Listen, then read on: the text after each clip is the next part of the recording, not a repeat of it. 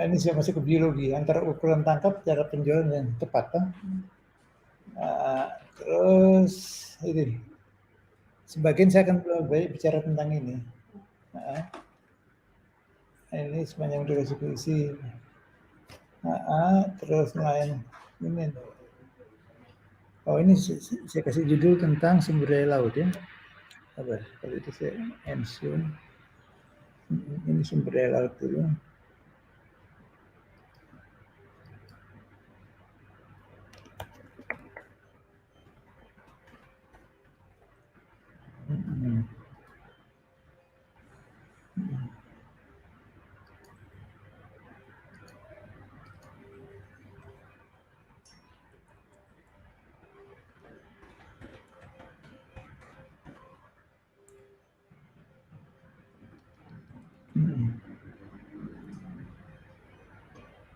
Sip.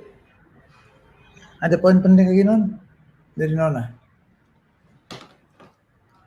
Ada poin penting nggak?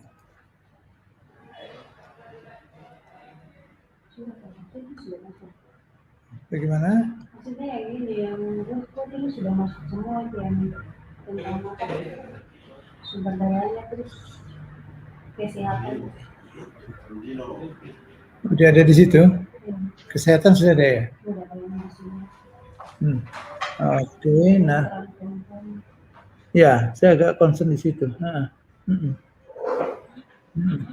Sebentar ya, saya cabut dulu. Saya mau kasih warna di ininya. Kalau saya pakai itu nggak bisa kasih warna di. Kok buka itu? Cuma buka itu apa? Itu saya lihat itu. Suara kabel. Hah? Ya dengar suara-suara itu. Itu bukan itu. Terus mana itu? Yang itu yang harusnya. Apa itu?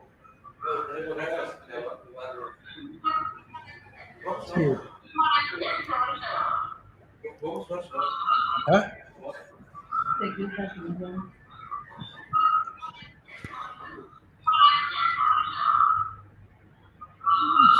Transit field.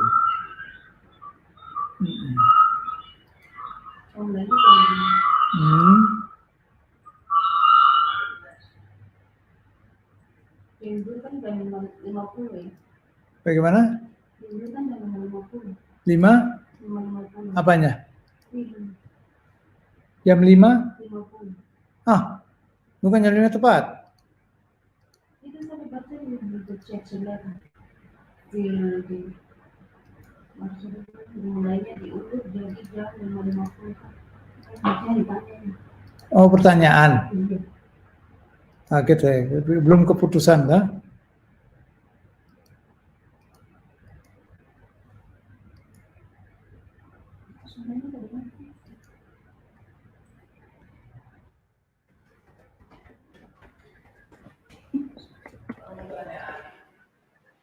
Tes. Saya suara kamu. Makanya itu yang saya, itu mereka yang ngundang kan. Lama sekali. Saya, kalau Nona lihat ada yang penting, ya toh? Saya masukin cepat. Sudah.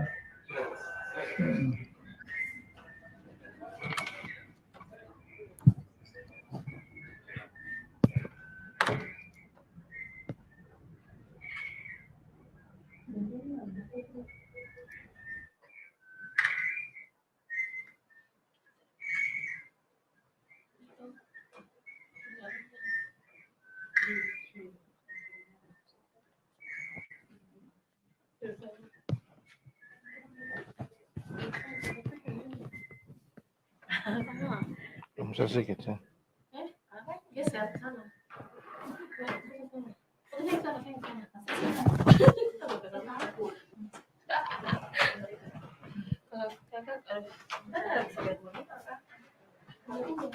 Putar-putarnya.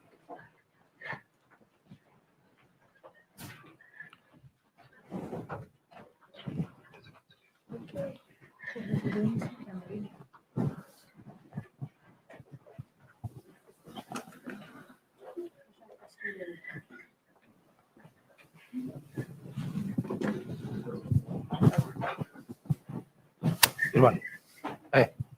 Irwan, kursi ke belakang. Kok telinga tuli kan? Ini tadi orang bilang, kurang baru. Siapa nih kemana? Tidak.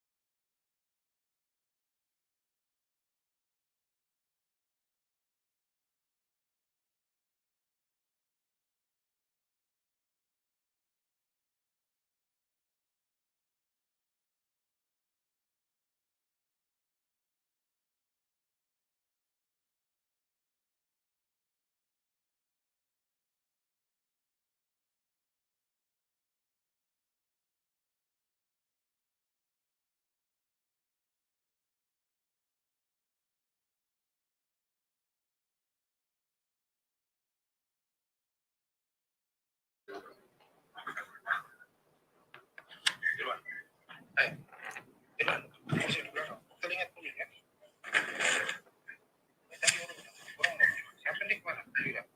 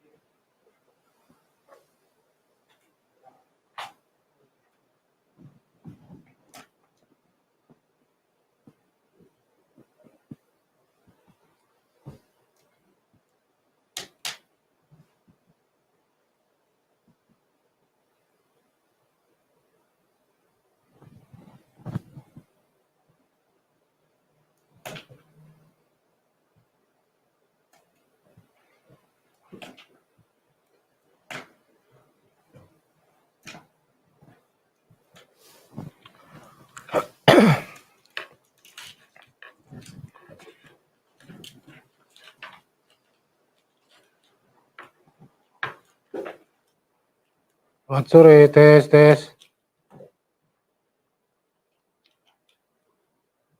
Ini semua sudah ada kah narasumbernya?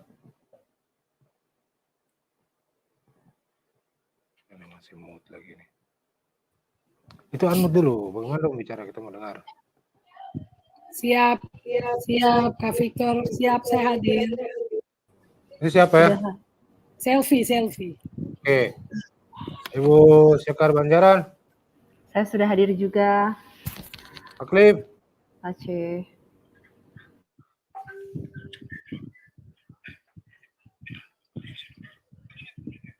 Pak Klip sudah hadir kah?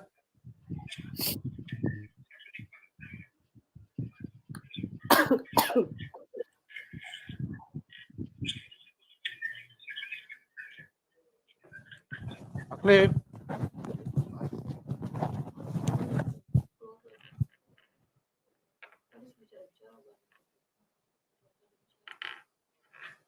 Oke, baik, sambil menunggu Pak Klip kita bisa mulai saja ya. Karena ini sudah jam berapa nih? Jam 5.24. Minta maaf kita terlambat hampir setengah jam karena menunggu ini ibu-ibu narasumber 2 ini yang selalu terlambat. Tapi baru datang juga. Baik, terima kasih semuanya. Kita hari ini di JBTV kita mau berdiskusi tentang hasil riset dari ada berapa orang? 4 ya? 4 4, Pak Ngurah Suryawan, kemudian Ibu Elvira Rungkabu, kemudian itu siapa namanya? Apriani Anastasia, sama satu lagi Asrida. Jadi mereka setelah membuat buku 3 berdasarkan dari liputan mereka. Kenapa liputan ya? Bukan. Jadi hasil riset mereka di beberapa tempat di Bovendigul, terus mana? Kandate, terus di Soek sama Supiori. 3 tempat. Nah, mereka sudah melaunching, tapi ini katakanlah kita sudah mendesiminasikan hasil riset mereka. Nah, di sini bersama saya ada 2 orang yang riset yang menerbitkan buku, satunya lagi 2 lagi yang ada Ngurah sama kemudian Asrida yang belum bisa hadir, tapi nanti mereka akan bergabung live. Nah, mereka akan menyampaikan terlebih dulu ya soal apa yang mereka lakukan riset, terus kenapa mereka melakukan riset, dan kemudian hasil buku mereka ini akan dibahas oleh 3 orang narasumber. Itu ada Sekar Banjaran dari Greenpeace ya. Ya Bu ya? Betul, Bapak Victor. Kemudian ada Ibu Selvi Tebay dari Uncen. Ibu Selvi Tebay ini saya punya kakak kompleks ini. Iya Kak? Betul ya? Nah, itu Selvi masih mute. Philip punya teman kakak. Oh iya betul. Saya dengan Philip baru angkatnya. Kakak dengan Terus, Gapo. oke. Pak Cliff Marlesi. Pak Cliff ini bagaimana kabar Pak Cliff? Biak aman kah? Oh kayaknya Panci masih di laut kayaknya nih. Oh itu add stream dulu, tolong di add stream. Itu dia belum masuk itu. Pak Cliff belum masuk. Sebelahnya. Ini Pak Cliff kah? Ya, halo. Oke, ya. Selamat sore, Bung. Sore. Baik Pak Cliff, kita memulai, tapi untuk memulainya saya memberikan kesempatan kepada 2 ibu ini untuk menceritakan ini buku apa yang mereka buat ini. Di Kandate, di Biak, kemudian di Bovendigul ya, sama di Supiori. Setelah itu baru kita akan bahas. Kira-kira begitu alurnya. Baik, silakan. Saya sendiri diberikan buku yang terakhir, yang apa judulnya? Merebut Kendali Kehidupan. Yang 2-nya saya belum diberikan, jadi saya belum sempat baca. Ya mungkin bisa diceritakan saya sebenarnya. Ini maksudnya apa ya membuat buku ini, soal masyarakat adat, kemudian soal sumber daya alam, soal termasuk konflik-konfliknya juga ya. Itu kan dari dulu sampai sekarang nih seperti begitu, sudah Papua nih selalu begitu. Konflik sumber daya, konflik masyarakat adat, dan bagaimana kita mencari solusi. Jadi apa yang baru dari apa yang kalian buat ini? Nah, bisa ceritakan ya? Jadi sebenarnya yang kita lakukan itu adalah kita biasanya sering mendengar bagaimana pemerintah itu berusaha untuk menyelesaikan masalah Papua dengan mereka selalu bilang bahwa kita mau melakukan pendekatan pembangunan dengan cara mengeluarkan banyak keputusan presiden, impres dan lain-lain yang selalu bicara soal pembangunan berbasis wilayah adat atau pembangunan berbasis budaya. Nah, jadi kita tuh merasa sedikit tergelitik dengan konsep daripada pembangunan berbasis budaya atau berbasis wilayah adat, karena waktu di mana banyak sekali mengeluarkan regulasi atau aturan ataupun intensi yang baik sebenarnya menurut mereka akan melakukan pendekatan pembangunan, tapi di sisi lain kan banyak sekali kemudian persoalan-persoalan yang dihadapi oleh masyarakat adat. Nah, kita coba sebenarnya mengisi pertanyaan besar soal sebenarnya apa yang dimaksudkan dengan itu tadi pembangunan berbasis wilayah adat, terutama kita mau lihat bahwa apa yang dimaksudkan dengan pengelolaan sumber daya alam yang adil dan lestari menurut masyarakat adat. Jadi itu sebenarnya pertanyaan besar yang mau kita cari, karena menurut kita jargon atau konseptualisasi pembangunan berbasis wilayah adat ini sebenarnya tidak terlalu jelas. Jadi kita melihat ini kayaknya narasi pemerintah yang kuat, tapi menurut masyarakat adat itu sebenarnya seperti apa pembangunan yang baik menurut narasi, pengalaman, dan juga sensitif dengan perubahan dan dinamika yang ada. Jadi itu pertanyaan besar yang mau kita jawab. Dan karena kita mau menjawab itu, kami memilih 3 lokus wilayah untuk kita jadikan tempat pertama yang kami pilih. Yang pertama yaitu adalah Kampung Aiwat. Aiwatnya di mana? Aiwat ini di Bovendigul. Vendigul. Ini kampung 300 orang jiwa saja, sekitar 300 jiwa. Kita pilih karena dia ini konteks masyarakat adat yang dikelilingi oleh investasi, serbuan investasi. Itu satu. Terus yang kedua? Yang kedua itu adalah Kampung Soek, Kampung Rayori atau Kampung Soek di Kabupaten Pemekaran, Kabupaten Supiori. Ini masyarakat adat yang sangat bergantung kepada laut. Tukang buat parang ya? Iya, parang Soek terkenal Soek. Kamasan dari tempat kami kakak, orang Iya, Biak, iya. perempuan Biak. Terus Kampung Soek. Terus yang ketiga itu adalah Kendate. Kita pilih Kendate ini di Sentani kan ya? Di Tablanusu belakang ya? Iya, betul. 5 menit dari Tablanusu pakai Johnson. Itu. Karena dia letak di Jayapura, banyak pemerintah sekarang ada banyak buat pengakuan dan lain-lain, tapi kita mau lihat ini masyarakat yang luar biasa sedang bersiasat dengan hidup mereka terutama bergantung juga pada sumber daya alam pesisir. Nah, jadi ini 3 konteks wilayah masyarakat adat yang berbeda yang kita mau lihat untuk menjawab pertanyaan sebenarnya masyarakat adat melihat pembangunan yang dalam tanda petik baik dan sesuai dengan apa yang menjadi pengalaman mereka, praktis, dan perubahan-perubahan, serta kita fokus juga kepada perempuan, bagaimana perempuan mereka melihat perubahan-perubahan yang ada dan mereka memaknai pembangunan itu seperti apa yang menurut mereka baik. Wah, Ibu Apriani bisa, ini saya Apriani tuh? Apri? Iya, Oke. Apriani. Ini tadi disebut soal bagaimana perempuan memandang konteks pembangunan. Nah, kalau menurut Ibu sendiri, ini Ibu pergi tiga lokus itu ya? Iya.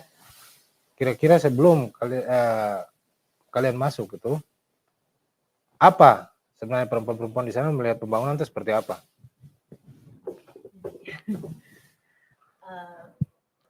Kalau sebelum kita masuk ya, Pak? Ya, sebelum dan setelah lah. Pokoknya pada saat masuk kalian melihatnya bagaimana sebelum melakukan periset itu?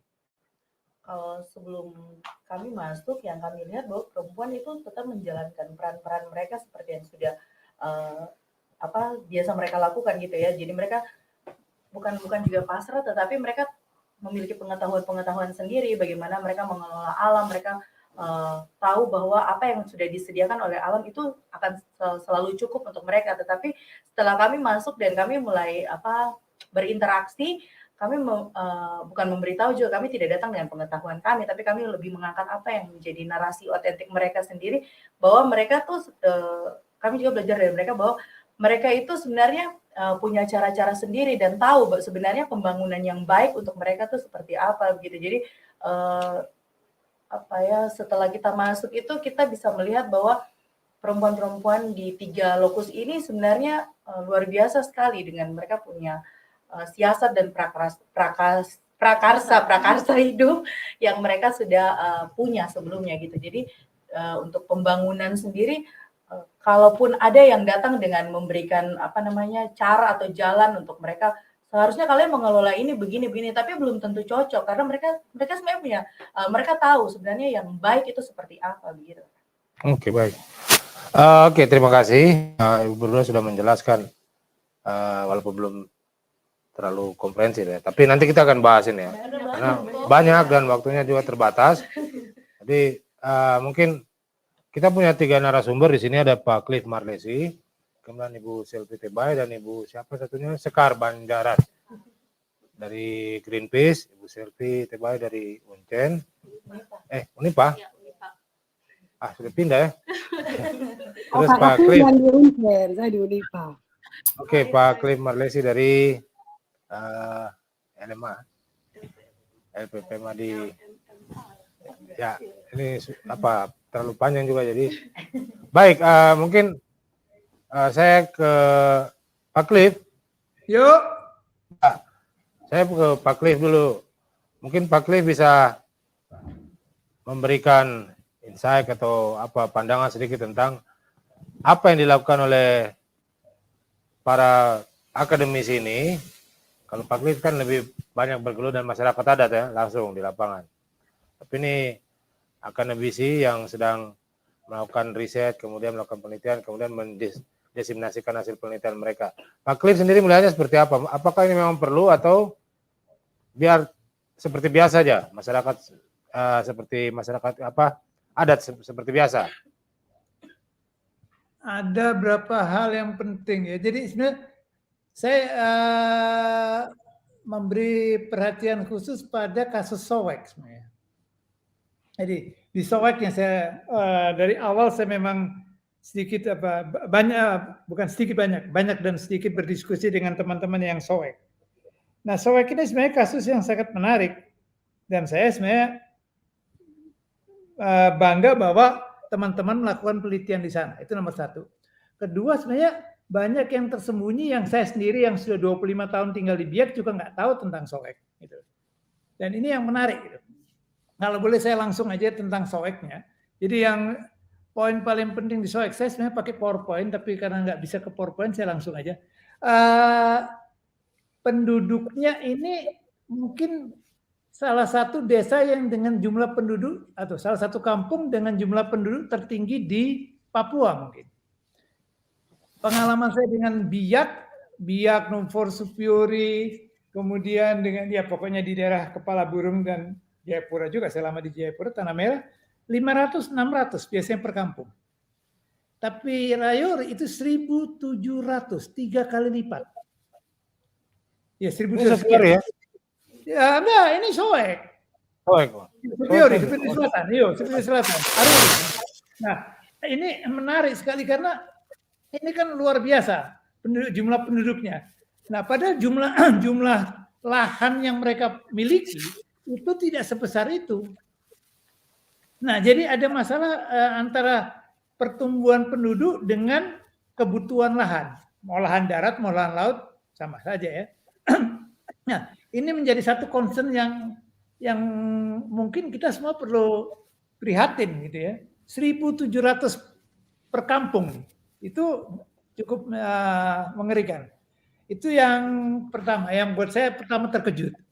Nah, yang kedua, yang menarik dari membaca laporan Sowek, itu ternyata budaya pemukimannya masih berjalan. Jadi dari istilahnya mereka dari Mansawan sampai dengan Wambro, timur ke barat. Dari matahari terbit ke matahari terbenam. Ini sama dengan yang dipakai di Tanah Merah. Kalau Bung Victor sering ke Tanah Merah pasti ingat Nusu dengan Tablasupa. Supa.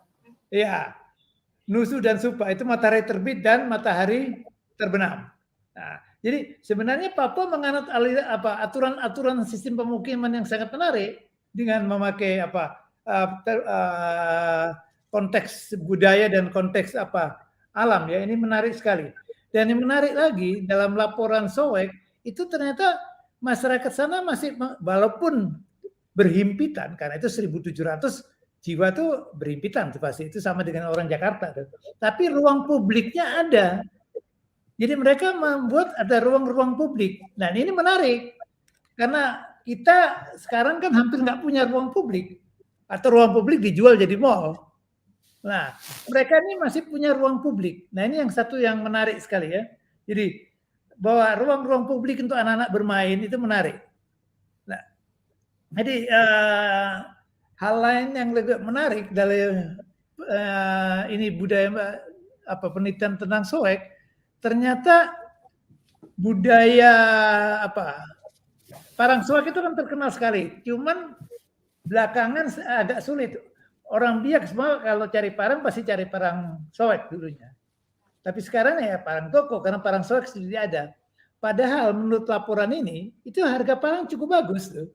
Cuman saya nggak tahu ketersediaan bahan bakunya, sorunya mungkin kurang, tidak mudah didapat ya. Tapi bahwa itu hal yang menarik. Nah, hal kedua yang saya lihat juga menarik sekali tapi juga miris ya, itu tentang perempuan Sowek. Perempuan Sowek itu dia tiang ekonomi tapi kesehatan reproduksi dan gizinya itu terkebelakang.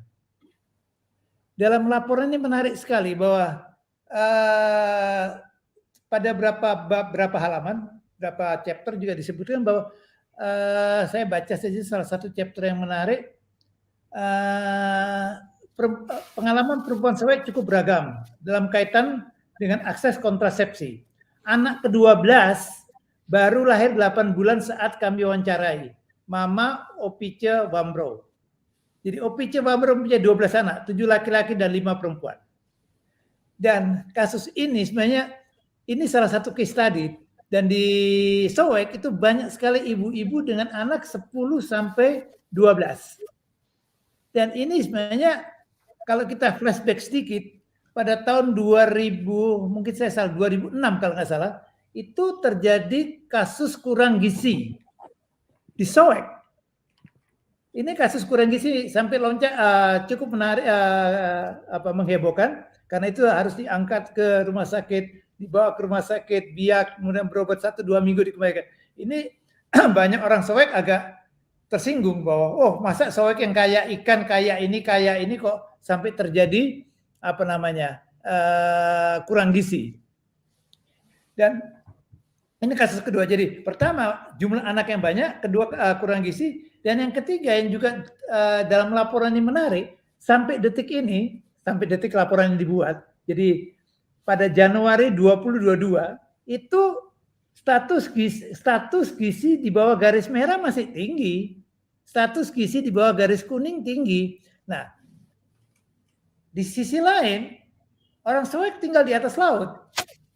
Jadi teman saya satu meja ini bilang, dia bersama anak Surui bilang bahwa ini tinggal di atas ikan, tapi kekurangan ikan gitu. Dan ini menarik sekali. Itu dan yang terakhir. Tapi itu benar kan, Pak Cliff? Tinggal di atas ikan, kekurangan ikan itu betul kan? Iya. Atau hanya istilah saja? Istilah saja. Tapi maksudnya ini mereka laut Soek itu laut yang paling kaya. Ikan di Biak itu sebagian besar datang dari Kurido. Kalau kita duduk di terminal Kurido itu per hari 8 sampai 10 bus dengan masing-masing 10 sampai 15 full box masuk kota Biak. Artinya suplai ikan Biak sebagian besar berasal dari laut Soek. Nah, jadi ini menarik sekali. Nah, dan yang menarik yang lain ini masalah keuangan, finansial keluarga. Jadi kalau dari laporan di beberapa halaman chapter kita bisa baca bahwa pas-pasan saja gitu kasarnya. Ini menunjukkan ada dua hal, ya memang pas-pasan atau memang ada masalah dengan financial literasi. Jadi kita kan memang menggembar-gembor untuk literasi membaca. Orang bisa baca ABC, si Didi, si Badu, tapi kita tidak pernah mendorong bahwa financial literasi, melek tentang keuangan.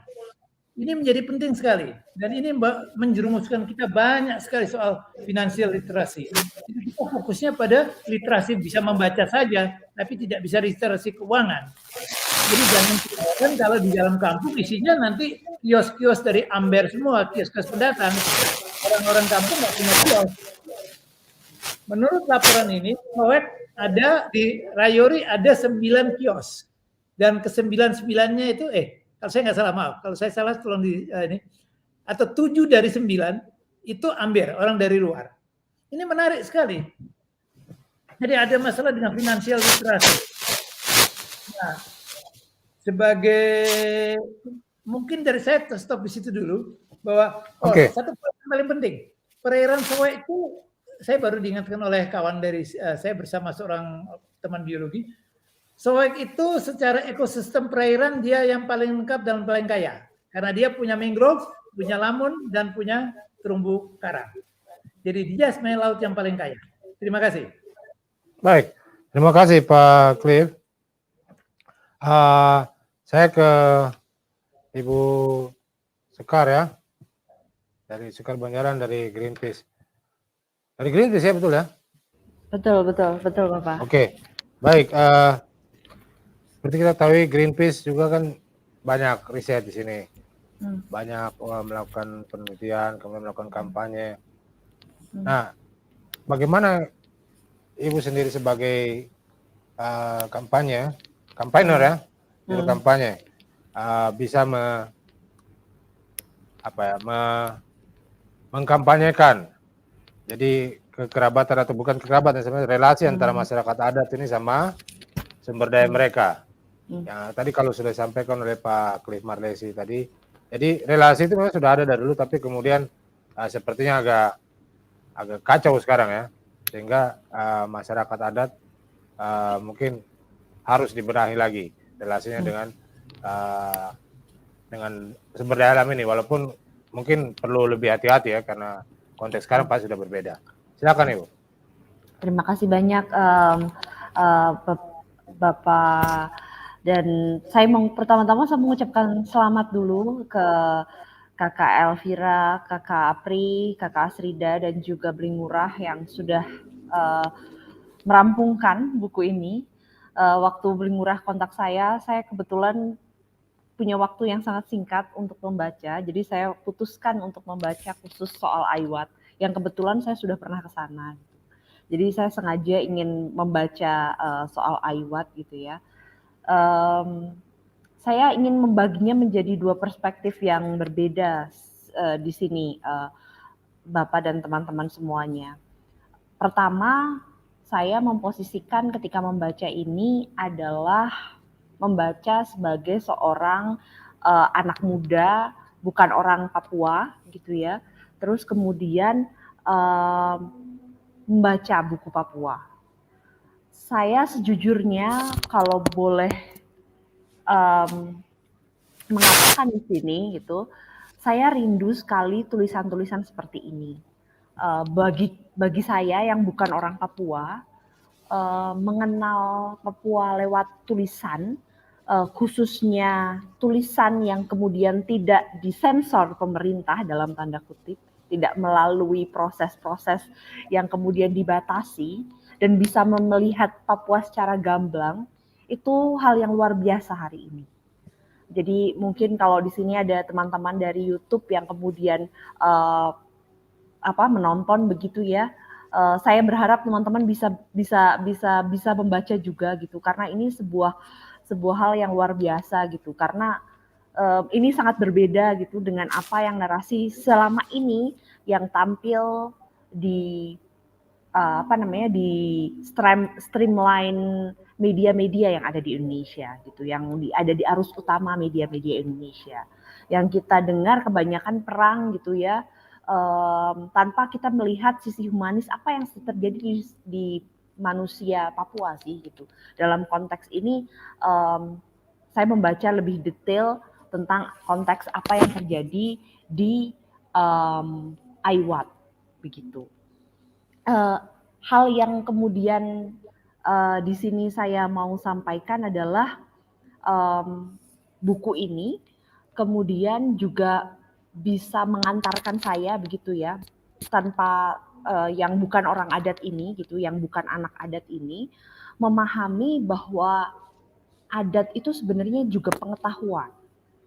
Karena dari cerita-cerita yang ada di buku ini kemudian meng-highlight sebenarnya masyarakat adat, khususnya di sini masyarakat Aiwat gitu ya, punya berbagai siasat untuk mempertahankan dirinya dari berbagai zaman begitu ya. Beberapa buku ini menjelaskan agak sedikit rinci begitu soal beberapa periode, dan di situ sebenarnya yang garis merah yang bisa ditarik adalah masyarakat adat Papua dalam konteks ini masyarakat Aiwat gitu ya, punya berbagai macam cara termasuk pengetahuan dalam konteks ini untuk mempertahankan dirinya, untuk mempertahankan hidupnya, dan terus kembali merebut apa yang kemudian dicerabut oleh perusahaan-perusahaan yang datang. Dalam konteks yang lebih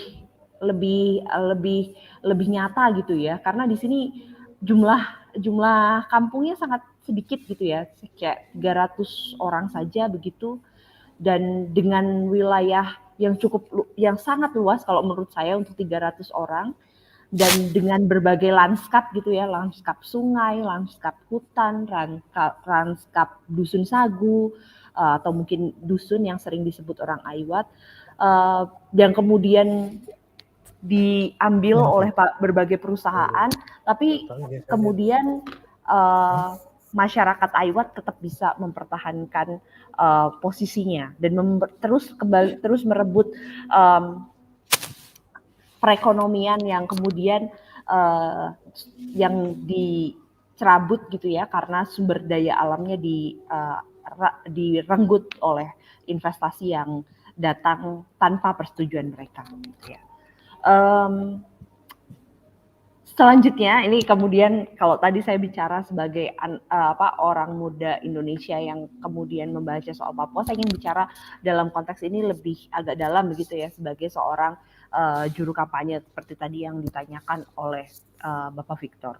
Sebenarnya yang menarik dari tulisan teman-teman dari Koalisi Kampus ini adalah saya kembali melihat proses mengidentifikasi politik tubuh yang berbeda. Jika selama ini dari berbagai tulisan yang saya baca soal Papua gitu ya, rata-rata politik tubuh itu selalu identik dengan rasialisme gitu. Itu kenapa gerakan Papua Lives Matter juga sangat besar akhir-akhir ini ya, terutama tentang beberapa insiden gitu. Buku ini menceritakan politik tubuh dengan cara berbeda. Politik tubuh yang kemudian menempelkan identitas yang melekat dan membadan dalam relasi-relasi historis yang ada di masyarakat. Gitu. Dan dalam konteks ini merujuk kepada kebudayaan orang Aiwan. Di sini terbaca bahwa politik tubuh masyarakat adat dalam konteks ini masyarakat Aiwat jadi sangat luar biasa erat dengan alam termasuk relasi kosmologisnya gitu ya, dan nilai-nilai tersebut begitu kuat melekat sehingga berbagai investasi yang datang gitu ya mereka bisa bertahan gitu. Mereka sudah tanahnya kan terebut dengan berbagai jenis investasi begitu ya, dalam konteks ini sawit begitu, tapi mereka tetap bisa mempertahankan tanah mereka dan identitas mereka yang melekat itu tadi gitu. Jadi saya kemudian jadi punya narasi yang agak sedikit positif gitu ya melihat politik tubuh bahwa ketubuhan manusia Papua dan dalam konteks ini kedekatannya terhadap identitas adat yang melekat terhadap alam itu ternyata menjadi semangat yang luar biasa dalam cerita orang-orang Aiwat yang membuat mereka bisa bertahan dari segala gerusan investasi di sini. Dan dalam konteks itu saya mau menyambung soal sebenarnya kami dari Greenpeace barusan akhir tahun lalu gitu menerbitkan sebuah riset soal kutukan sumber daya alam kaitan Papua dengan otonomi daerah. Teman-teman bisa mungkin mengakses ke website Greenpeace untuk membaca lebih lanjut. Dari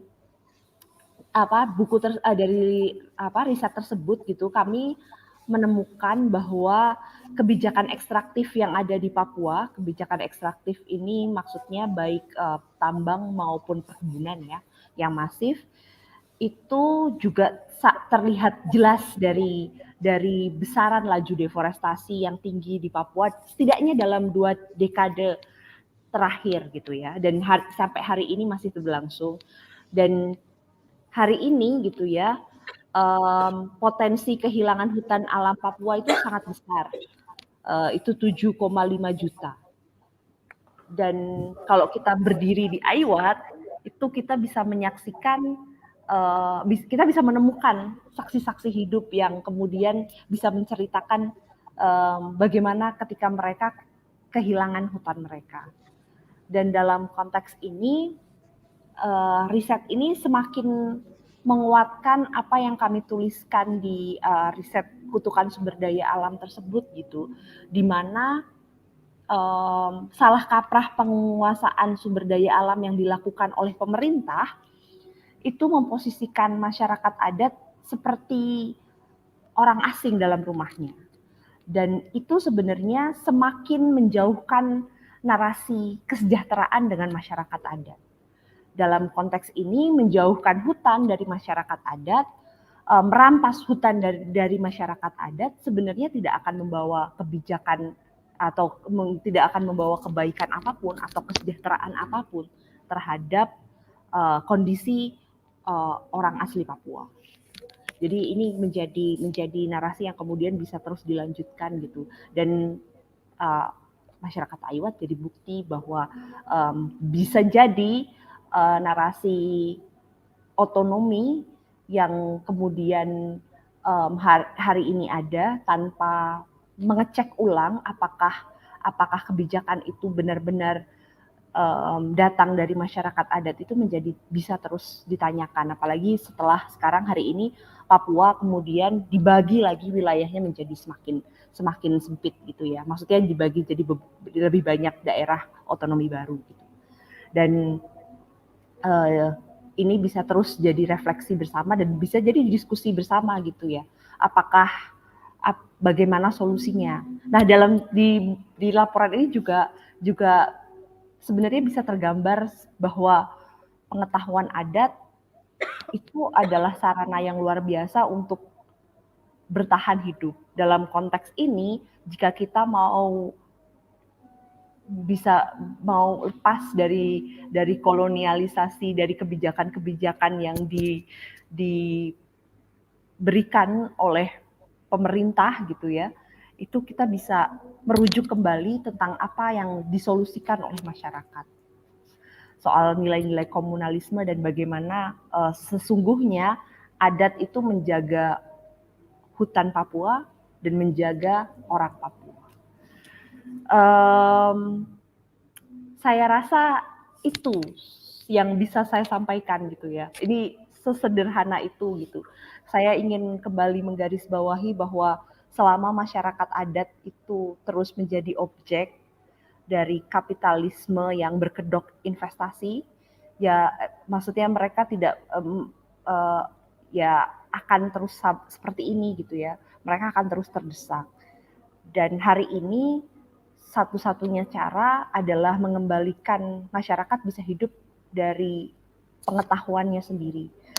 Oleh karena itu, menceritakan kembali dan kemudian memberikan pengakuan atas pengetahuan masyarakat adat menjadi kunci untuk menjaga masyarakat adat Papua sendiri, serta bisa jadi sumber daya alam yang ada di Papua. Saya serahkan kembali ke Bapak Victor dan teman-teman. Atas penjelasannya. Sekarang mungkin saya minta tanggapan dari Ibu Selvi. Ini dua orang juga yang menulis ini dosen, satu juga ada wartawan juga, terus 3 orang mungkin yang orang. Nah, tapi saya ingin melihat bagaimana ini kalau kita bicara ke masyarakat adat, kemudian sumber daya sudah kita punya, ini tentu ada kaitannya dengan generasi muda ini. Kalau kita bicara anak-anak Papua sekarang mungkin mereka sudah tidak tahu lagi kearifan adat itu. Nah, padahal sebenarnya itu adalah fungsi untuk menjaga kita punya sumber daya alam.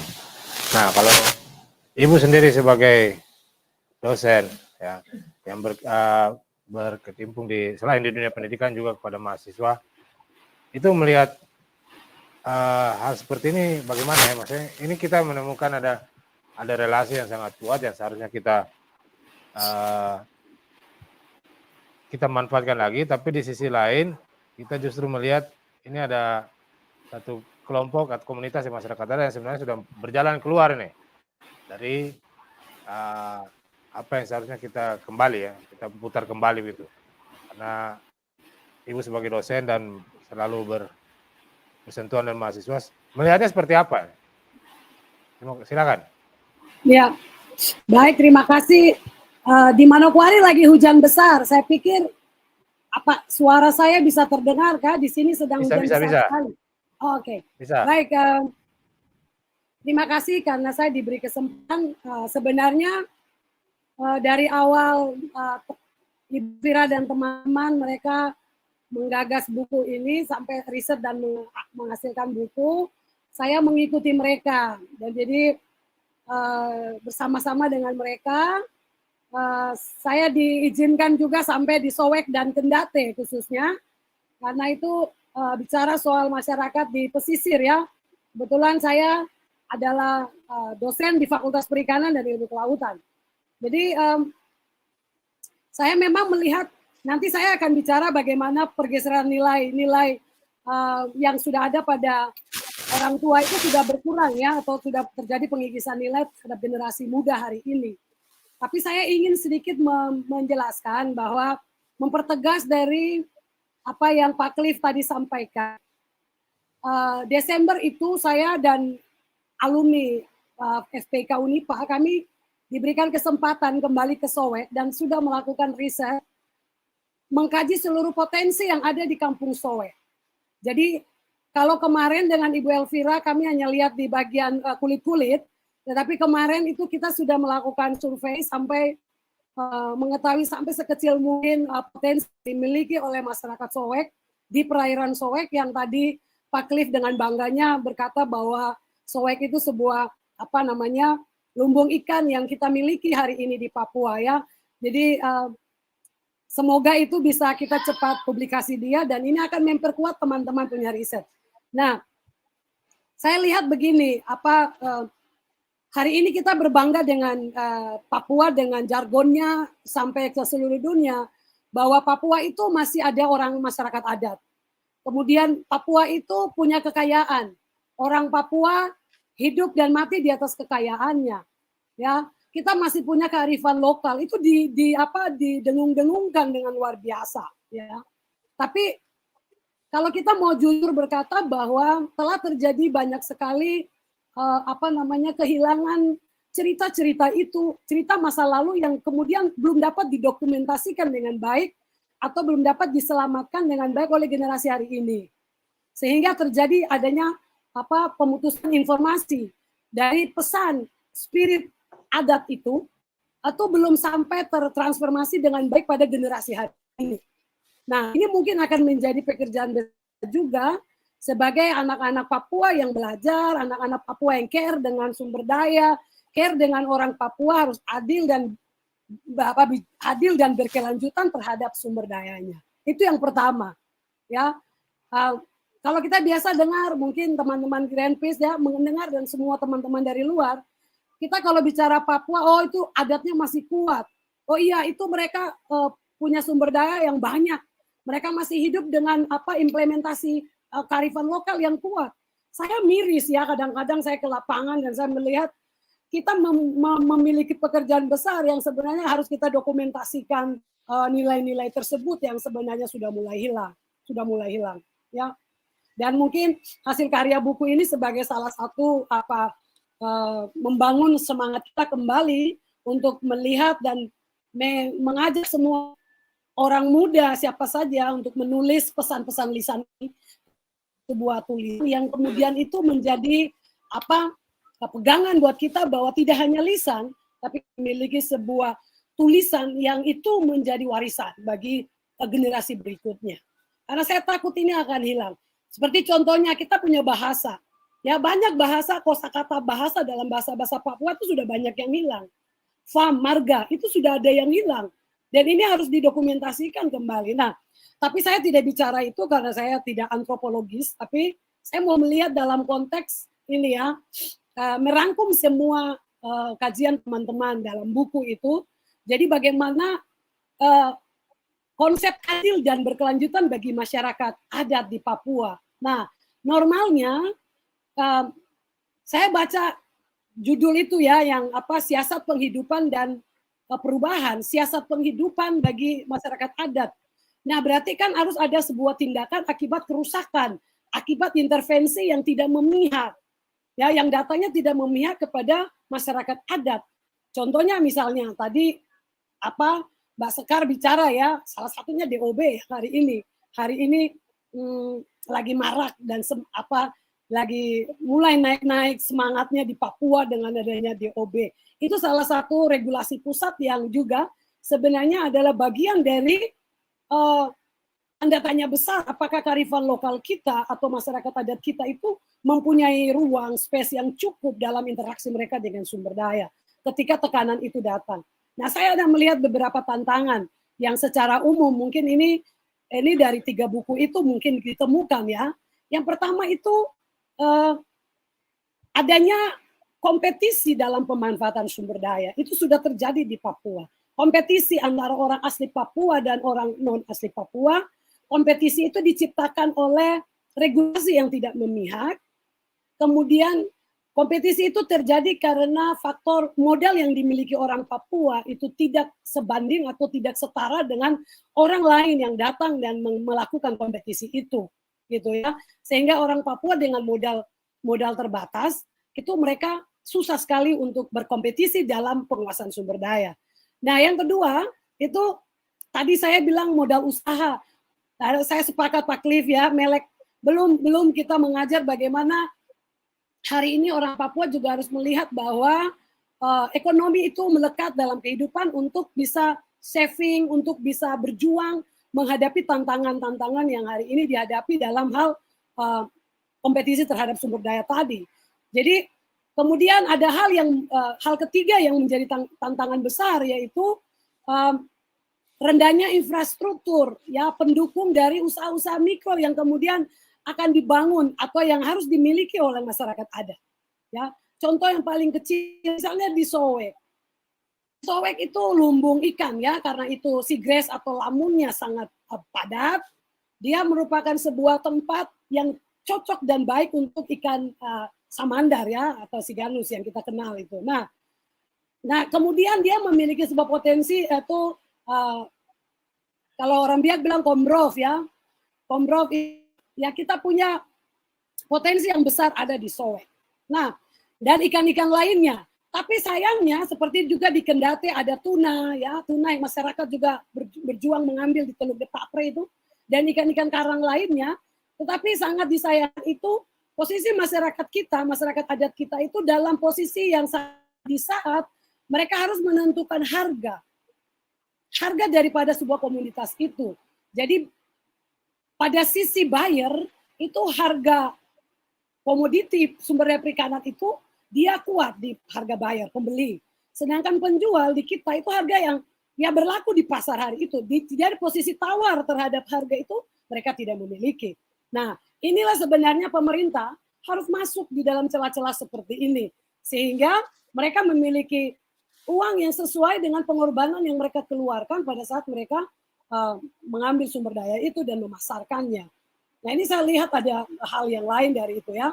Kemudian rendahnya sarana infrastruktur, misalnya beli es batu saja, nelayan itu sudah tidak mampu untuk mengawetkan ikan. Jangankan cool box, ya, es batu atau cool box. Bahkan kalau kita mau menghayal lagi, misalnya cold store, apakah pemerintah daerah menyiapkan itu untuk menampung hasil tangkap masyarakat untuk masyarakat perikanan hari ini? Ya, itu sangat susah sekali. Gitu. Jadi kemudian kalau misalnya dari hutan, saya melihat begini juga ya, masyarakat Papua, kalau memang mereka adalah orang yang menguasai sumber daya terestrial atau pertanian, maka pemberdayaan itu harus lebih banyak difokuskan kepada konsen daripada masyarakat adat. Kalau mereka ke arah laut, pemanfaatan sumber daya perikanan, pemberdayaan juga harus porsinya itu dibesarkan pada itu. Jangan bias gitu. Nanti tiba-tiba ada datang pemberdayaan, oh iya ada hutan, sebagian hutan, oh iya ada laut, sebagian laut, sehingga mereka tidak munculkan sebuah model pemberdayaan ekonomi yang akhirnya bisa eksis di masyarakat adat. Ini yang terjadi selama ini. Jadi kalau mereka memang, misalnya contoh Kendate kita tahu itu tempat produksi matoa ya. Waktu saya masih kecil juga saya tahu hidup Jayapura, jadi matoa. Tapi hari ini waktu kami ke sana, matoa sangat susah sekali kita dapat. Nah, masyarakat kita sudah dialihkan hidupannya kepada hal lain. Padahal potensi di daerah itu, salah satu matoa adalah potensi terbesar yang dimiliki Kendate. Ya, kemudian masyarakat dialihkan kepada penghidupan yang lain. Jadi saya mau catat garis bawahi bahwa kalau kita mau memberdayakan masyarakat adat, kita fokus kepada satu hal, tetapi itu akan mengubah kehidupan mereka. Jangan hanya program datang terus, oh ya mereka juga tahu laut, jadi ada program ke laut. oh iya mereka juga punya pertanian, mereka kasih ke pertanian. Tapi kita lupa bahwa mereka ini sebenarnya masyarakat adat yang apa penghidupan aslinya. Nah ini menjadi catatan penting juga. Kemudian saya merekomendasi sedikit ya, di tengah tantangan yang terus ada ya, Pak Cliff yang selalu bekerja untuk masyarakat, bagaimana peraturan regulasi itu dibuat dengan masyarakat adat. Satu hal yang bisa kita selamatkan sumber daya hari ini di tengah tantangan yang cukup besar ya, baik itu regulasi yang turun dari Jakarta yang harus kita bergerak cepat untuk, misalnya saya kasih contoh, satu regulasi kita harus mengakui pengakuan masyarakat hukum adat khusus di wilayah pesisir ya, saya bicara wilayah pesisir. Pengakuan masyarakat adat di wilayah pesisir. Pertanyaan saya, apakah masyarakat hukum adat di Papua selama ini tidak ada? Apakah mereka harus diakui? Regulasi mengendaki itu dari pusat, maka kita harus bekerja keras untuk mengakui kembali eksistensi daripada MHA di wilayah pesisir. Dan itu kerja yang cukup besar dan butuh biaya yang cukup besar. Kenapa harus ada pengakuan masyarakat hukum adat? Karena kalau mereka tidak diakui, maka kita tidak memahami boundaries dari wilayah-wilayah adat mereka. Kemudian aturan adatnya, normanya, kemudian bagaimana memberikan kapasitas bagi mereka. Jadi ada banyak hal baru dilakukan ketika orang harus melakukan itu ya, atau menjalankan regulasi untuk pengakuan MHA untuk masyarakat pesisir. Nah, ternyata itu penting karena sekarang kan kita sudah Indonesia berbasis spasial ya, berbasis keruangan. Berbasis keruangan. Masyarakat adat pun ada di dalam keruangan itu. Jadi ruang masyarakat hukum adat kemudian dimasukkan secara bersama di dalam spasial yang kemudian sekarang ada satu ruang spasial ya, yaitu wilayah daratan dan lautan itu dijadikan satu dalam rencana tata ruang wilayah provinsi. Nah, tantangan terbesar adalah menarik karena DOB ya, Papua. Kita sudah ada berapa ini? 7 kah? Mau 9 kah? Mau 7 ya, DOB hari ini.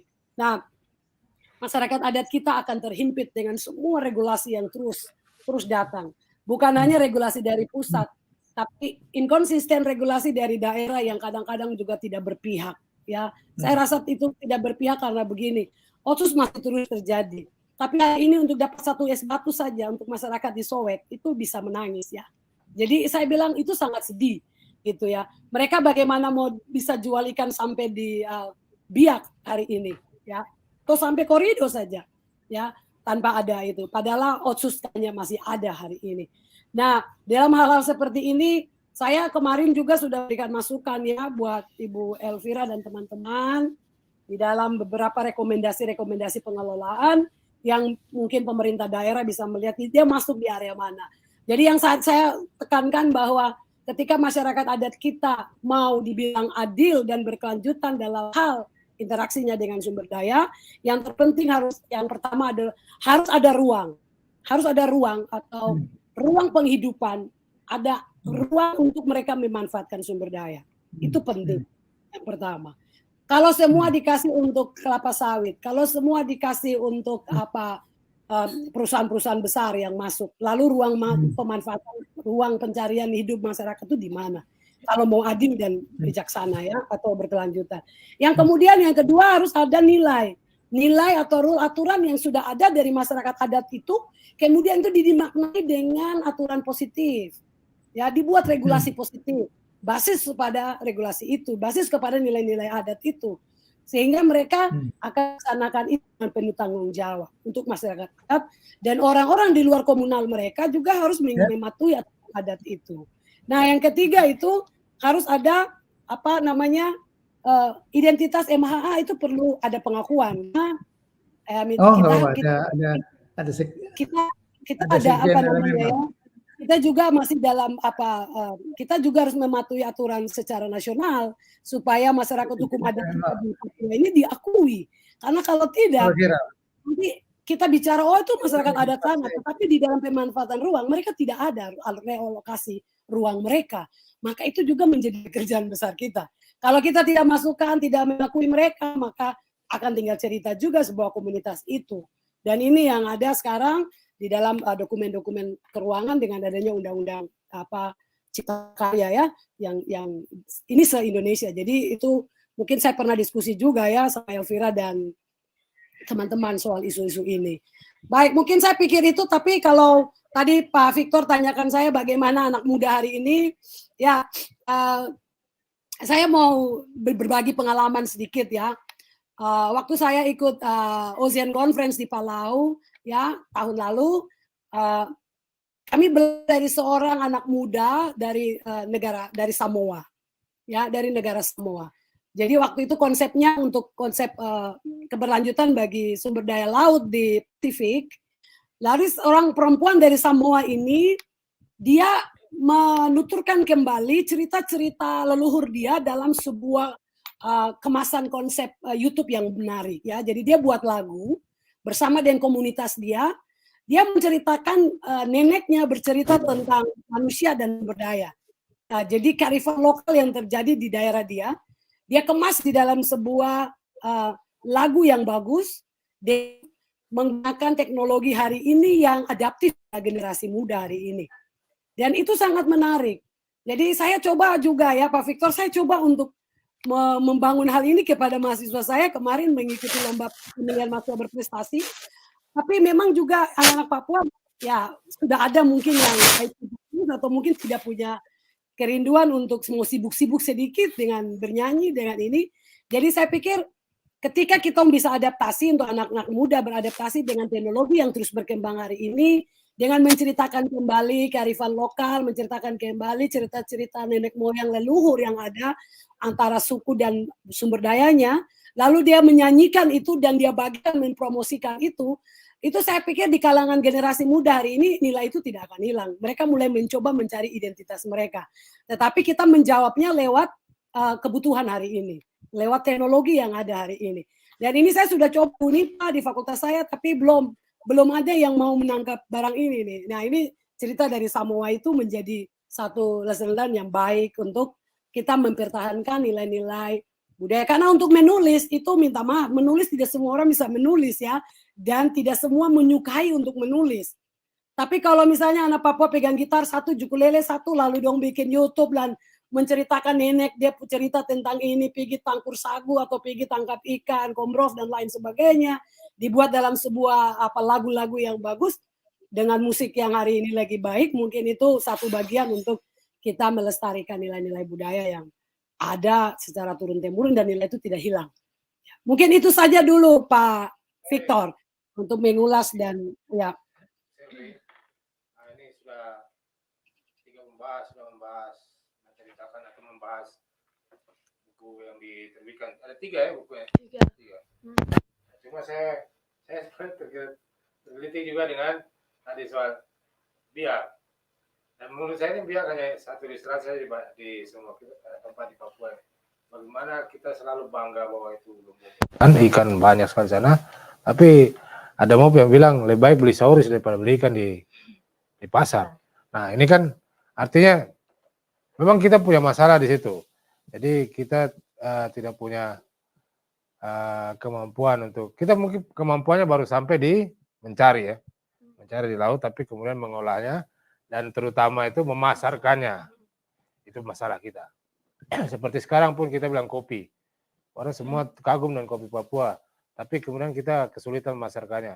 Dan di saat kita kesulitan memasarkannya, kopi ini kemudian jadi banyak-banyak macam. Kopi ini sudah berbasiskan suku sekarang. Ada kopi Paniai, kopi Dogiai, kopi mana lagi, Tiom, kopi apa lagi, Kiwirok. Jadi ini sudah seakan-akan suku yang berkompetisi nih. Coba kalau kita kemudian bisa mengelola dia sebagai kopi Papua saja, dan kemudian ada sebelumnya tentang kopi apa, itu mungkin lebih baik. Tapi ya itu tantangan kita sekarang. Nah, saya ingin tanya pada yang menulis buku ini juga, terutama ini dosen-dosen ini, bagaimana mengembalikan sebenarnya tidak mengembalikan, tapi memunculkan lagi semangat dari anak-anak mahasiswa untuk mengeksplorasi mereka punya kekayaan, terutama seperti misalnya di biak tadi soal ikan. Mungkin Pak Cliff juga nanti bisa memberikan tanggapan ya. Kita dulu kagum sekali dengan biak itu. Dengan apa ikan-ikannya, kemudian dia punya komprov apa tuh, segala macam. Pokoknya sumber daya laut itu. Tapi sekarang kita pergi ke biak, aduh ikan sudah susah. Beli ke pasar dia sudah setengah mati. Tapi masih ada saya lihat ikan-ikan yang harusnya dilindungi. Itu ada di pasar juga, dijual juga, dimakan juga. Nah, itu bagaimana? Silakan Ibu Tia sama Ibu Apria. Sebelum kita pertanyaannya adalah untuk anak-anak muda nih, kayaknya saya mahasiswa karena ya kita hanya bisa berharap pada mereka sekarang. Iya. Kita kan karena mengajar di HI, saya hubungan internasional ya Kak. Jadi di kami sebenarnya beberapa mahasiswa juga ada di sini. Kita minta untuk hadir di sini karena kita rasa banyak, khususnya saya di Jayapura ini kan tinggal di Jayapura, gadget dan lain-lain semua lebih tahu informasi di TikTok. Tetapi misalnya situasi masyarakat adat, ke informasi tentang apa yang terjadi bahkan dekat mereka saja tuh biasanya mahasiswa itu tidak tahu sama sekali. Jadi yang kita lakukan biasanya adalah masukkan itu ke dalam ruang kelas, memasukkan itu, mendiskusikan itu, dan biasanya mulai dengan kita pakai bahan-bahan kampanye teman-teman yang sudah dimunculkan saya di kelasnya saya Geko Project yang buat visualisasi tentang kondisi di Bovendigul, masuknya investasi dan keadaan masyarakat adat. Itu biasanya bantu mereka mulai bertanya-tanya, oh ternyata situasi masyarakat adat seperti ini kah? Kayak begitu. Jadi memang anak-anak muda ini mereka lebih senang sesuatu yang sifatnya audiovisual, sesuatu yang bisa dilihat, didengar, baru mereka mau mulai belajar. Jadi kita masuk dengan caranya mereka juga. Jadi untuk menjelaskan secara langsung ini situasi masyarakat adat seperti ini, ya bisa, tapi lebih efektif kemudian kalau kita munculkan dalam bentuk audiovisual. Termasuk salah satunya kita ajak mereka ikut dalam bedah-bedah buku seperti ini. Jadi orang tahu bahwa ada keadaan masyarakat adat yang seperti ini. Itu juga sesuatu yang sangat baru sebenarnya untuk mereka. Itu sesuatu yang sangat disayangkan sebenarnya, bahwa kita di atas tanah Papua, tapi mahasiswa yang tidak tahu tentang hal ini. Ya itu problem. Itu problem memang besar sekali. Kita sudah tidak mengenal diri sendiri. Iya. Tapi Pak Klip, Pak Victor, saya punya 4 poin yang terakhir. Ya, silakan. Ini lebih kita melihatnya dari sisi Papuanya, jadi bukan dari sisi Soweknya. Tentang pertanyaan tadi, bagaimana pengelolaan sumber daya alam kita yang adil.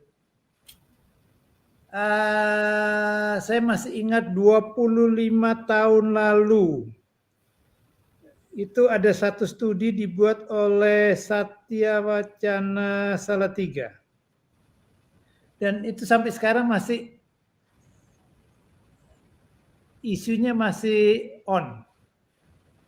Nah, masalah kita terbesar. Ada 3, tapi sekarang tambah 1 jadi 4. Yang pertama, natural resources outflow. Ini masalah paling penting. Natural resources outflow. Semua sumber daya kita keluar. Mau tambang, mau ikan, mau apa saja. Semua keluar. Diolah di luar. Natural resources outflow. Semua sumber daya kita keluar. Ini yang salah satu struktur pemiskinan Papua. Natural resources outflow. Yang kedua, cash outflow. Uang tunai kita semua keluar. Beli online, beli ini, tiket pesawat, hotel, pakai di hotel chain. Hotel Space Bell itu kan hotel chain, hotel ini. Itu semua uangnya keluar. Tidak ada yang mengendap di Papua. Berani nggak kita nginep di hotel di Papua? Kamar mandinya bau, airnya kurang. Nah, ini masalah besar buat kita. Cash outflow. Jadi kita dapat uang banyak dari apapun nama kegiatan pemerintah, tapi semua keluar, nggak ada. Yang mengendap cuma sedikit. Apalagi kayak kena korupsi lagi. Aduh, udah nggak ada yang mengendap lagi. Itu nomor 2, Om Victor. Nomor 3, nah ini human resources inflow. Keterbatasan sumber daya manusia Papua itu membuat orang luar mau masuk mengisi. Semua posisi diisi orang luar. Mau dari tukang bakso, tukang kayu, tukang apa lagi. Sampai dosen, sampai apa. Semua. Karena human resources kita terbatas. Nah, ini kaitan lagi dengan cash outflow. Kalau anggap aja saya dosen dari Ambon, mengajar di Unipa tempatnya Ibu Selvi, uang saya akan kembali ke Ambon, tidak akan mengendap di Manokwari. Ini contoh saja dengan human resources inflow. Terakhir, ini karena kebijakan yang baru, tadi sudah disinggung Ibu Selvi berapa kali, DOB. DOB ini menyebabkan semua. Human resources inflow, orang luar akan datang. Berapa orang Papua yang bisa kerja di pemerintahan sekarang? Di provinsi berapa sih? Di sekian puluh kabupaten baru ada nggak sih? Kalau enggak, orang luar yang akan ngisi. Ini human resources inflow, kebijakan nasional yang didukung. Ini kebijakan yang salah kok kita dukung sih? Human resources inflow, orang luar akan datang. Kita nggak punya orang untuk pegang provinsi, nggak punya orang untuk pegang kabupaten, kecamatan, desa mungkin iya. Ini dampaknya gede, sekarang nggak terasa, tapi begitu kabupaten-kabupaten baru mulai berjalan, lihat nanti kita. Human resources inflow. Apalagi sumber daya kita. Outflow semua, keluar semua. Jadi ketidaksiapan kita dengan DOB ini akan menjadi blunder. Mungkin sekarang tidak, tapi 2, 3, 4, 5 tahun blendernya kelihatan. Dengan human resources inflow. Itu Pak Victor, terima kasih. Baik, terima kasih Pak Cliff. Jadi ya kalau kita bicara DOB ini memang akan repot sekali ya. Faktanya bahwa DOB sudah ada, tapi kita mungkin masih belum siap sebenarnya. Jadi ya kita lihat saya ke depannya. Saya berharap ini ibu-ibu yang sebagai dosen, ibu-ibu dan bapak-bapak ini bisa mendidik mahasiswanya agar lebih apa ya, lebih tahan gitu. Kritis tidak perlu lah, tapi lebih tahan untuk bertarung gitu. Jadi kalau kritis ya kita punya generasi muda Papua mungkin kadang-kadang ada yang terlalu kritis juga sampai lain-lain lagi. Tapi mereka harus sanggup bertahan ya, bertahan dari orang-orang. Kita mau larang orang datang bagaimana? Dari dulu kita sudah berusaha untuk begitu tapi susah. Jadi karena kebijakan negara ini tidak berpihak juga, jadi orang tetap datang dan kita sebagai orang pemilik ini memang harus mampu bertahan. Kalau kita tidak mampu bertahan, ya itu sudah sekarang kita ada pada situasi seperti sekarang. Kalau kita lihat kan penduduk Papua ini cuma berapa lah, ini sudah dibagi sekian nih. Nanti yang bertahan untuk jadi pegawai negeri, ini sekarang tantangan paling pertama adalah memenuhi kuota PNS, ASN untuk di Papua di provinsi-provinsi baru nih. Nah, ini tantangan paling pertama nih sebelum nanti dia jalan seperti apa. Kalau itu pun kita sudah tidak bisa menghadapi ya memang repot. Jadi ini kita masih punya 15 menit lagi. Ini saya lihat ada Ibu Asrida ya, Ibu Asrida yang kemarin melakukan riset di Kandate. Tiga-tiganya semua. Oh, tiga-tiganya semua. Mau ke 3 wilayah. Mungkin bisa, tapi saya sebenarnya ingin lebih dengar di Kandate karena Kandate ini tempat yang dekat dan saya berapa kali juga ke sana. Ini orang bicara soal ikan dan segala macam. Ikan banyak sekali, tapi mahalnya minta ampun. Jadi kita sebagai, kalau tadi kita bicara buyer sama seller, ya buyer pasti cari yang murah lah. Kenapa kita harus beli yang mahal? Kenapa kita harus beli yang mahal? Misalnya orang Papua jual mahal, kenapa kita harus beli ke mereka kalau ada di pasar ada orang bukan non Papua yang jual dengan murah? Nah itu.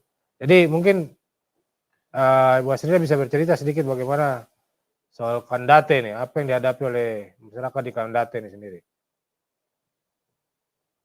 Silakan. Iya, terima kasih Kak Hafik. Selamat sore. Ibu Selvi, Pak Cliff, dan Sekar juga Ibu Ira dan Ibu Apri yang hari ini ada di studio Jubi. Ya, sebenarnya kami bersama-sama meneliti di 3 tempat ini dan untuk Kandate mungkin yang paling menarik itu karena untuk konteks Jayapura kan ini satu kabupaten yang sedang berusaha melibatkan melibatkan masyarakat adat sebagai subjek pembangunan dan secara khusus kita lihat bagaimana dalam hal penguatan ekonomi masyarakatnya. Nah, Kendate ini salah satu wilayah yang dia baik darat maupun laut, masyarakat bisa mengelola kedua-duanya. Dan mungkin sekarang dengan akses masyarakat yang sudah lebih jauh sampai ke laut dalam, sehingga mereka jadi salah satu sumber bisa dibilang itu ikan tuna tongkol cakalang itu kan salah satu komoditas ekspor sebenarnya dari Papua, dan Kendate ini berpotensi jadi salah satu sumbernya begitu. Meskipun di sisi lain kami melihat bahwa antara upaya pemerintah dengan kebutuhan masyarakat ini tidak baku ketemu begitu. Di Kendate itu seiring dengan mereka makin berkembang menjadi nelayan laut dalam yang dulunya mereka hanya menangkap di wilayah Teluk di depan kampung itu, sekarang mereka bisa menangkap di laut dalam dan bisa memperoleh 3 jenis ikan yang jadi komoditas ekspor itu, tapi mereka kesulitan untuk memasarkannya. Meskipun pemerintah Kabupaten Jayapura sebenarnya sudah bekerja sama dengan satu perusahaan PT Ion Anugrah, kalau saya tidak salah namanya, ada kami tuliskan di buku itu, tapi di mana perusahaan ini yang menampung hasil-hasil dari masyarakat dan bekerja sama dengan koperasi nelayan, tapi pusatnya di Demta, jadi agak jauh aksesnya dari masyarakat Kendate, sehingga ya masyarakat Kendate pada akhirnya tetap menjangkau pasar yang hanya 3 hari seminggu itu, yaitu di pasar Depapre. Jadi khusus untuk ikan ini kami melihat memang sebagaimana juga diungkapkan oleh Bapak Kepala Kampung waktu kita melaunching buku ini, bahwa mereka kesulitan memasarkan hasil-hasil ikannya. Nah, sekarang ini yang mereka alami antara lain mereka menjualnya di pasar Depapre itu, atau ke tengkulak-tengkulak yang tiap hari pasar atau hari-hari tertentu juga mereka datang ke situ, dan itu harganya bisa jauh lebih rendah, apalagi kalau mereka sudah meminjamkan modal dari para tengkulak-tengkulak ini. Ini salah satu tantangan dari para nelayan di Kendate sekarang. Begitu Kak Fik. Baik, terima kasih.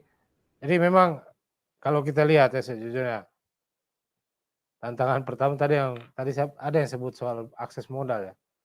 Nah, itu paling penting kalau menurut saya, karena pertama soal kita lihat ya, macam saya sering mancing di Amai, di Papre, Tablanusu, dan kadang-kadang saya lihat masyarakat sana beli ikan itu, mereka tidak akan pernah bisa jadi pedagang ikan yang memang mandiri dan kuat ya. Karena di sana sudah banyak orang yang menada tengkulak dan segala macam, dan mereka tidak pernah punya akses untuk sampai ke sumber modal. Kamu tidak bisa jadi tukang jual ikan yang hebat kalau kamu masih pakai cara tradisional. Orang sudah ke sana semua dengan cari ikan dengan alat-alat yang sudah canggih. Ya. Jadi ini memang tantangan kita. Artinya kita sudah sadar, tapi bagaimana kita memperbaiki. Ya. Ini nanti kita bisa, tadi saya sudah tanya Pak Cliff juga, nanti mungkin sama seperti petani ikan di Biak, nelayan di Biak. Walaupun sekarang mereka bilang mereka saya Teluk Cendrawasih kan dengan mimpi untuk menjual ikan. Karena jadi sekali waktu saya di Australia, saya pergi ke pasar beli ikan apa ya? Mereka bilang pokoknya kalau kita bilang cakalang lah, tuna itu $60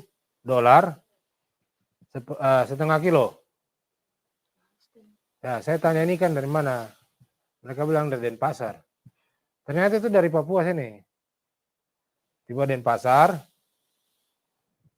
baru sampai di sana. Kenapa kita tidak pernah bisa memangkas jalan itu dari Papua tiba di Australia langsung? Itu yang mungkin perlu kita sama-sama dorong ya. Karena konsumsi ikan untuk orang Papua sendiri terlalu berlimpah. Kita harus bisa menjual itu. Tapi kalau kita menjual melalui tempat lain, mungkin nanti kita cuma bisa dapat sedikit ya keuntungan nelayan-nelayan kita. Dan ini sudah saya lihat terjadi di orang-orang di Depapre, di Tablanusu, di Kendate itu. Jadi mereka hanya bisa menjual ikan di sekitar mereka itu saja. Mereka tidak bisa sampai di Jayapura kah? Jangan sampai di Bali, sampai Australia. Sampai di Jayapura saya tidak bisa mereka jual. Karena mereka tidak punya infrastruktur untuk itu. Baik, kita sudah mau selesai. Mungkin saya akan minta masing-masing narasumber untuk memberikan apa orang bilang pernyataan penutup lah, supaya bagaimana hasil dari penelitian ini, riset ini bisa memberikan manfaat bagi masyarakat adat. Karena sayang ya kalau kita, terutama masyarakat adat, tidak bisa mendapat manfaat dari apa yang mereka miliki. Silakan, saya akan mulai dari Ibu Selvi. Baik, pertama untuk menyampaikan pernyataan penutupnya. Ya,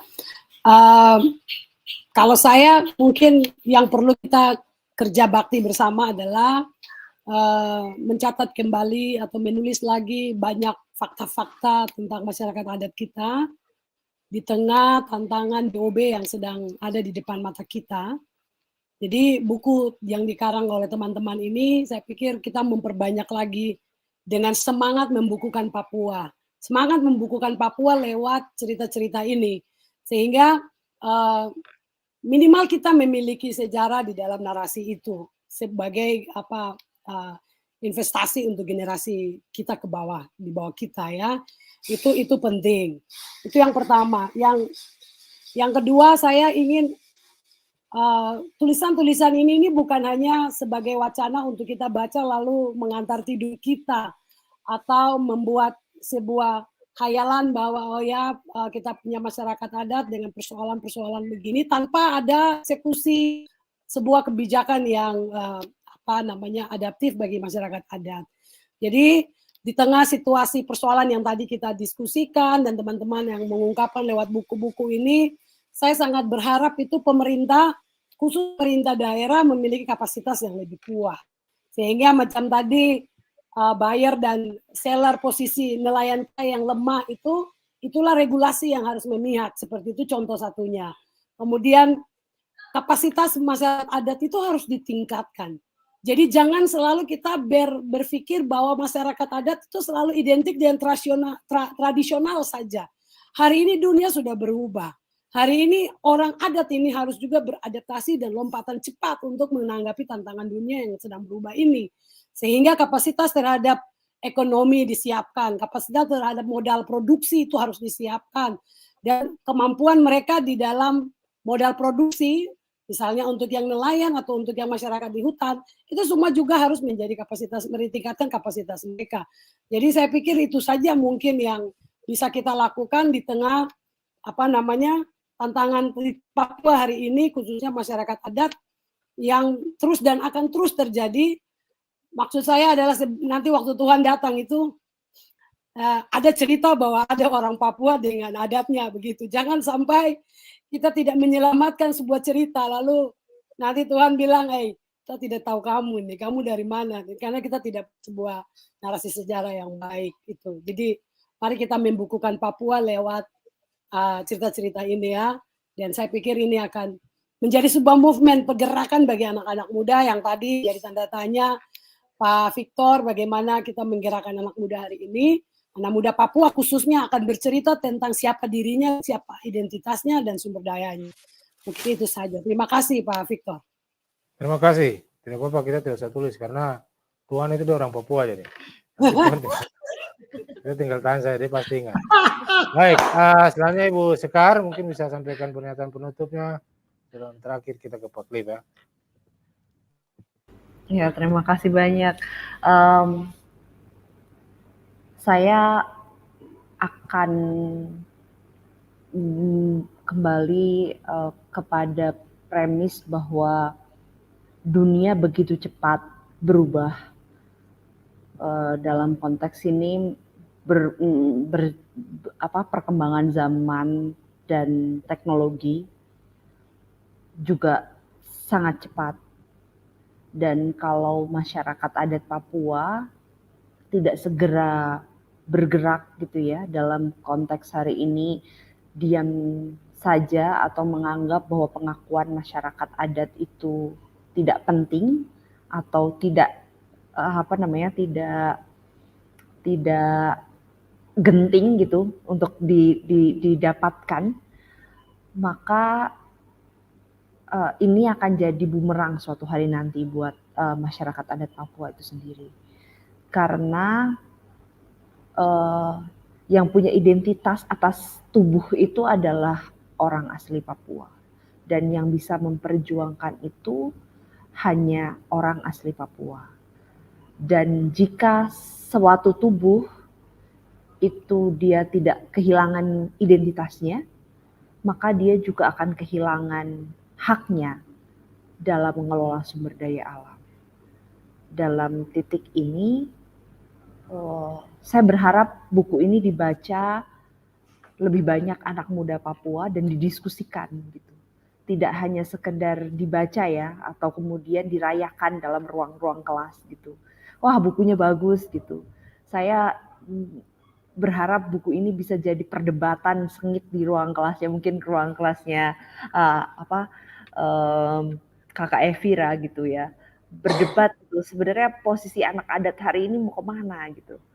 Dan saya menunggu bagaimana anak-anak muda Papua bicara soal dirinya sebagai anak adat hari ini dalam kecepatan dunia yang hari ini tidak bisa terbendung lagi. Saya yakin semuanya bisa dijawab oleh masyarakat masyarakat adat dan orang asli Papua. Cuma saya menunggu itu terjadi. Baik, terima kasih Ibu Sekar. Pak Cliff? Pak Victor, Halo, Pak ada Cliff. 3 poin. Iya. Silakan. Yang pertama, ya saya bekerja dengan LMM Indonesia, Local Management Area. Sampai dengan hari ini kami sudah menyelesaikan sosialisasi ke 350 kampung untuk mengelola kawasan lautnya. Dan 250 kampung diantaranya sudah punya peraturan kampung tentang hak tangkap tradisional. Jadi di mana mereka punya hak untuk menangkap. Luas totalnya kira-kira hampir 800.000 hektar yang dikelola oleh masyarakat kampung.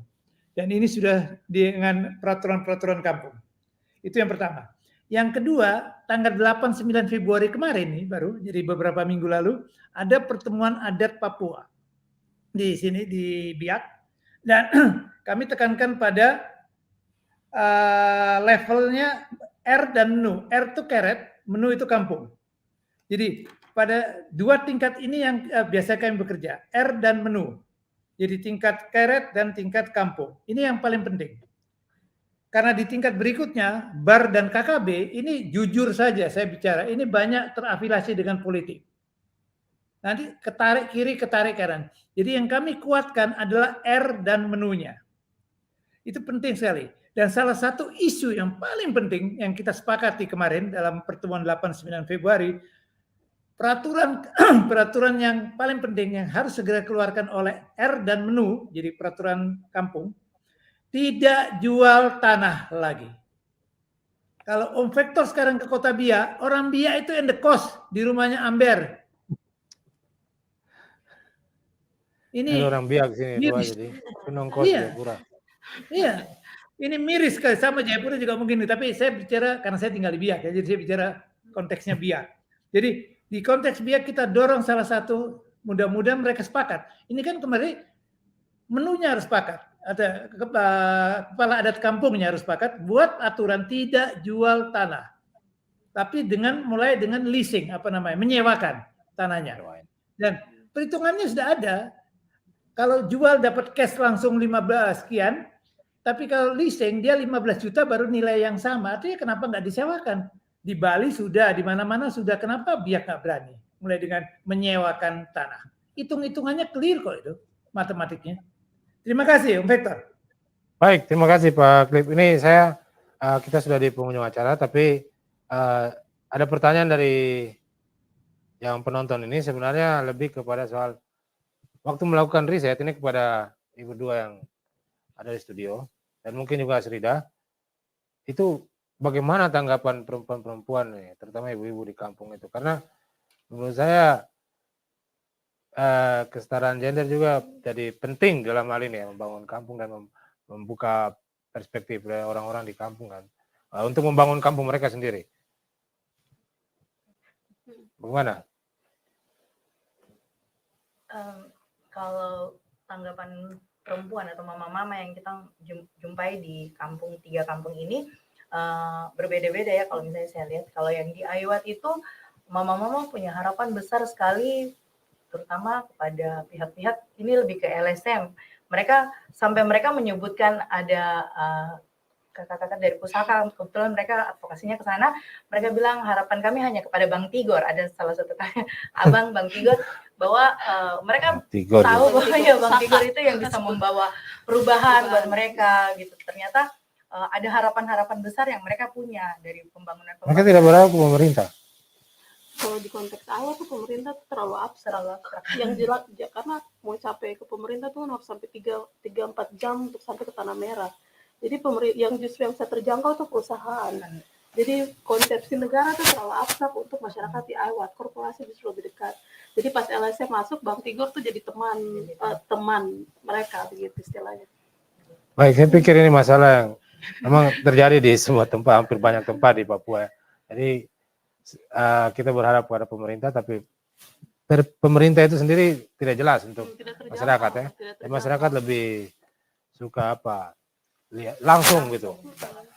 Baik, terima kasih untuk semua narasumber, Ibu Sekar, Ibu Selvi, Pak Cliff, kemudian untuk pemateri juga ya, penulis buku, Bu Asrida, Bu Apri dan Ibu Ira Rumkabu, untuk sudah sama-sama kita berdiskusi tentang ya bagaimana kita membuat kita punya tanah Papua ini lebih baik ya, bukan untuk kita saja tapi untuk semua orang yang ada di tanah Papua ini. Juga untuk yang ada kirim pertanyaan, minta maaf kita tidak bisa jawab semua, nanti bisa dijawab langsung ke narasumber ini karena pasti ini sepertinya mahasiswanya semua. Ini bagian Dan nanti tanya. Bagian daripada kita untuk Ya. mendekatkan mereka ke masyarakat adat, tuh undang mereka di webinar. Ya, nanti tanya langsung dalam kelas. Baik, terima kasih untuk semuanya. Saya berharap kita bisa lanjut lagi untuk diskusi dengan topik-topik seputar tentang masyarakat adat ya, dan pemberdayanya. Terima kasih Pak Cliff, terima kasih Ibu Sekar, dan terima kasih Ibu Selvi Tebay. Mungkin kita bisa ketemu di lain waktu. Dan terima kasih Ibu. Ya, terima kasih Astrida, Ira, dan semua teman-teman. Pak Ngurah, Ibu Silvi. Ya, sama-sama. Terima kasih. Ya, terima kasih banyak Pak Cliff semuanya. Ya.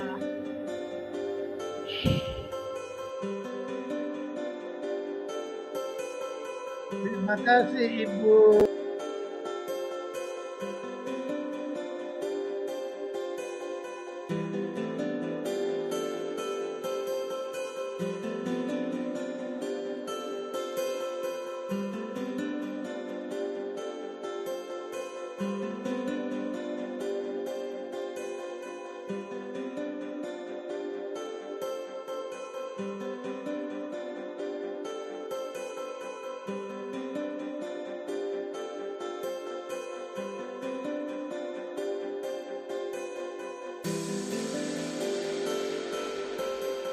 Thank you.